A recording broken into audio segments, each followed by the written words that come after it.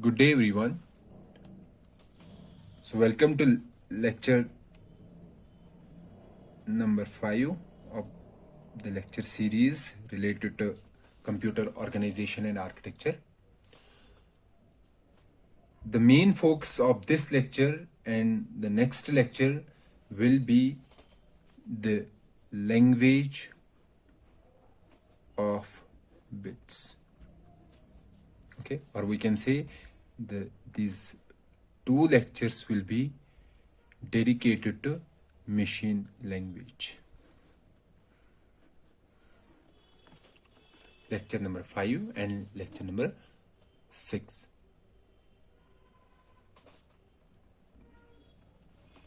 So let's start with the contents of lecture 5. So first we will have a brief introduction related to binary digits. Okay. Then from there we will move to see how to perform operations in a computer.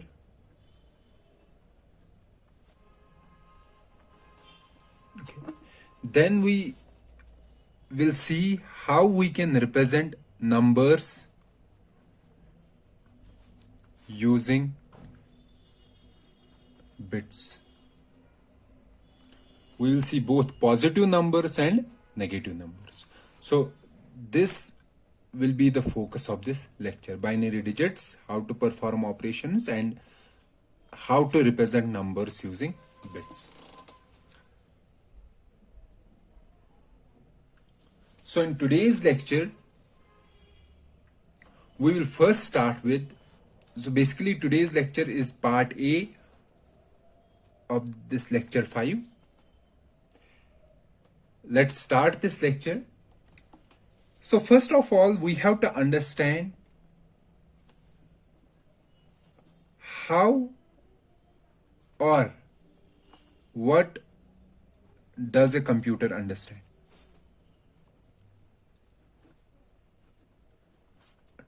Because whenever you want some entity to perform some operation, you have to give the instructions in the form in which that particular entity understands.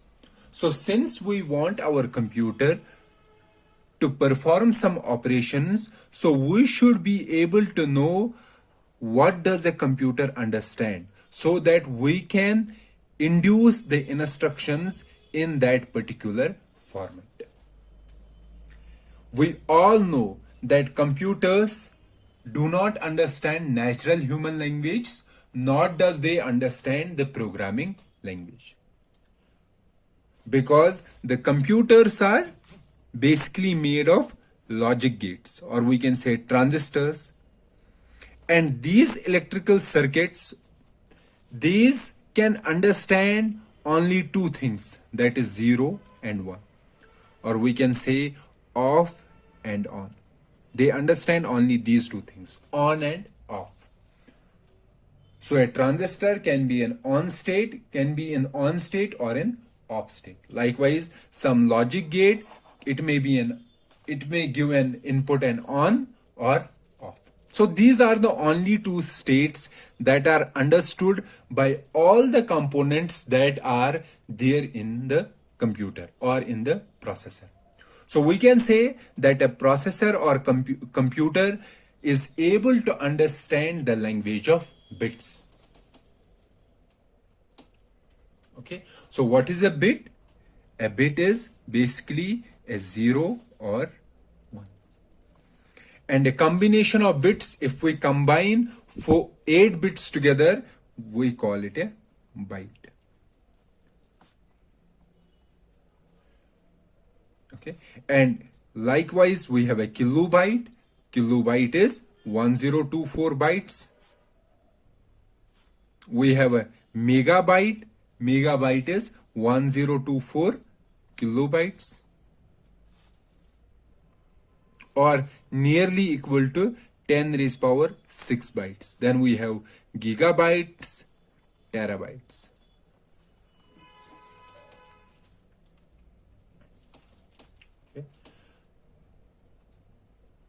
So up to this point, we got that our computer system or our processor is able to understand only binary digits. Okay, so this is the one thing that is clear to all of us, that our computer system understands only zeros and ones. Let's first see how can a computer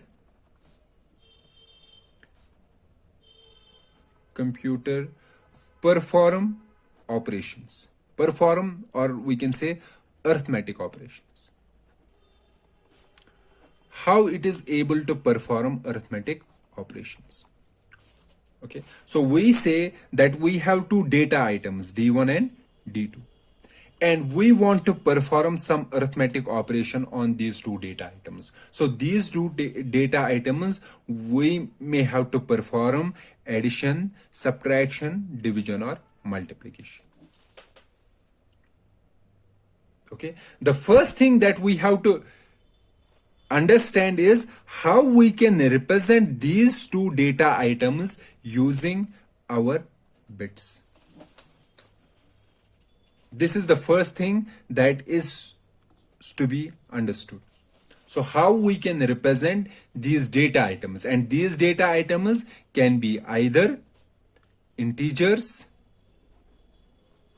or floating point numbers.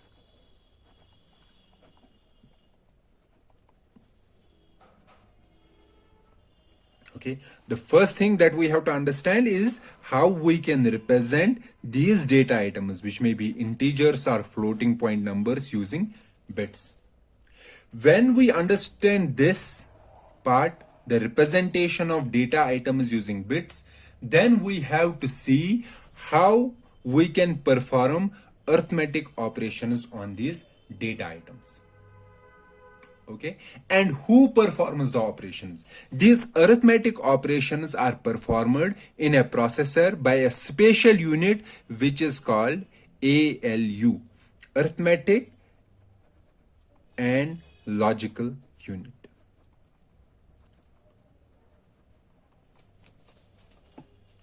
This is a special circuit inside our processor that is responsible for performing arithmetic and logical operations. Okay, so let me show a diagram of, we can say a high level diagram of arithmetic logical unit. So we have an ALU. It takes input these two data items. Okay, but data items, they are fed to ALU in terms of registers. Let's say these are two registers, R0 and R1, which are storing D1 and D2. Let's assume that R0, these registers, R0, R1, R2, R3, they are of 32 bits. Okay, so we store D1 in R0. We have to first represent D1 using bits and D2 also using bits. Then we have to store D1 in R0 and D2 in R1. Then we have to feed these two data items or these two registers to ALU. We also have to send some control signals. What are the control signals? Basically, control signals controls the operation of ALU. What I mean to say, these two data items, we may have to perform addition, subtraction, division, and multiplication. What kind of operation we have to perform, that is decided by this control signal. Okay, this control signal says to the ALU that when you are receiving these two data items, what type of operation you have to perform. So after performing the operation, the particular operation dictated by these control signals, it gives us the result, and that result is stored in some register. Not only this, this ALU also sets some flags. Okay, what I mean to say here, flags, basically there is a register, separate register inside CPU, inside a processor, that stores the status of the operation.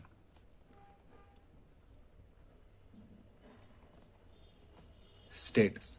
Status in a sense, let me give some examples. For example, R0 and R1 were there. Let's say we performed some operation here using ALU and the end result was 0. The final result was 0. So we have to store this 0 in the destination register.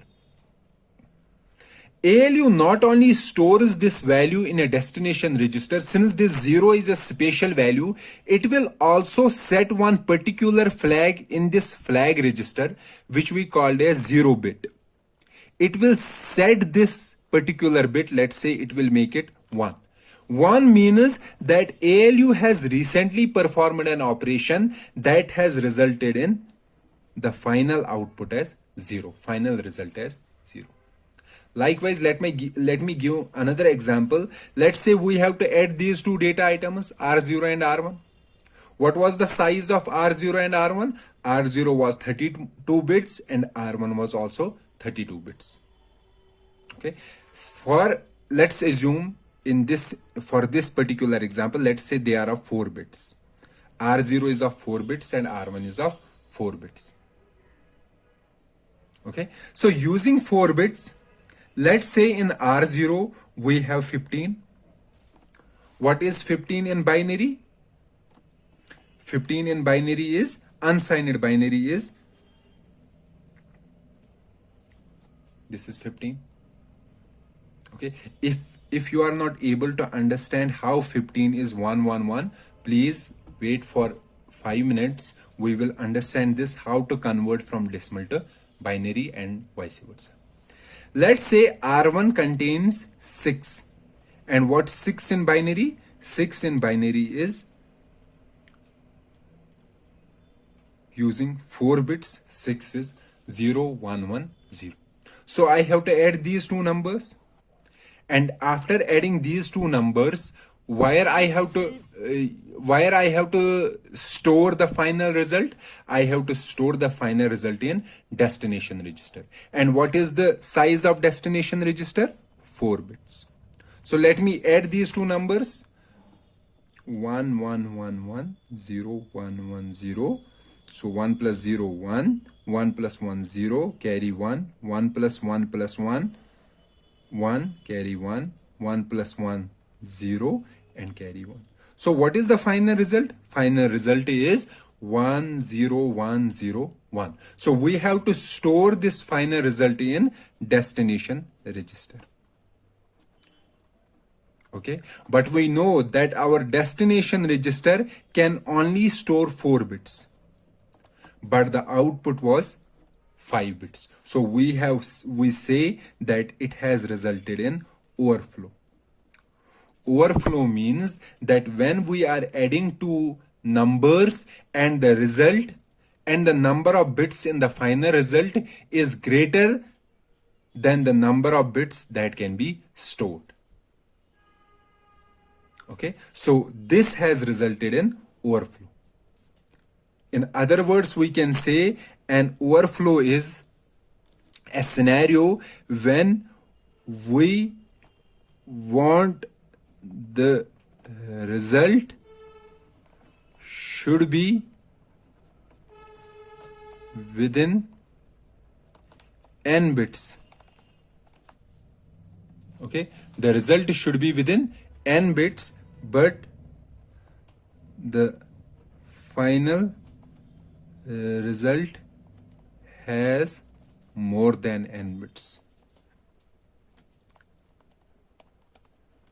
Okay, this we call that it has resulted in overflow. So when we are performing an arithmetic logical operation and that operation has resulted in some overflow, we will store the result in the register, but we will update one particular flag in this flag register which we called V. We represent by V, which we called an overflow flag. So this overflow flag will be set 1. This will say that the recent operation performed by the ALU has resulted in the overflow, and because of that we have set this bit as V. There are many other status bits in the flags register. For example, one flag bit is n. N means that if the operation has resulted in negative result. Okay, so we will discuss about these flags later in more detail, but up to this point you have to understand that we have an ALU. That ALU, arithmetic logical unit, is responsible for performing arithmetic and logical operations. And this ALU takes two registers as input, the data in two registers as input, and takes the control signals. Based on the control signal, it performs the operation on R1 and R0. After performing its operation, it stores the result in destination register and also updates the flags based on the output of the final operation. So if the final operation has resulted in 0, it will update the 0 flag. Okay, indicating that the previous operation has resulted in result as 0. If the operation of an ALU resulted in overflow, we say that the recent operation has resulted in the overflow, and we will set this overflow bit to 1. Okay, so these flag registers or these flags are used to keep the states of the recent operation. The operation that has been performed recently, what was the effect of that operation? Whether that particular operation has resulted in some special cases, and special cases are whether that has resulted in final output as 0, whether that operation has resulted in overflow, whether that has resulted in negative result. This spatial status is stored in this flag register, where we have different flags for storing the information about different operations. Okay, so I said that we have data items. The first job is to find how we can represent these data items using bits. And the second job is to understand the operation of an ALU. I have briefly discussed here the operation of an ALU, but the operation of an ALU or the operation of these data items is not the focus of this lecture. The focus of this lecture is how we can represent these data items using bits. So let's start and see how we can represent various numbers, various integers and floating point numbers using bits. So this particular lecture, lecture 5, will discuss how integers can be represented using bits, and in lecture 6 we will describe how floating point numbers can be represented using bits. So let's continue with the discussion related to the conversion of integers into bits, or the representation of integers, both positive and negative integers, using binary digits. So a representation of numbers.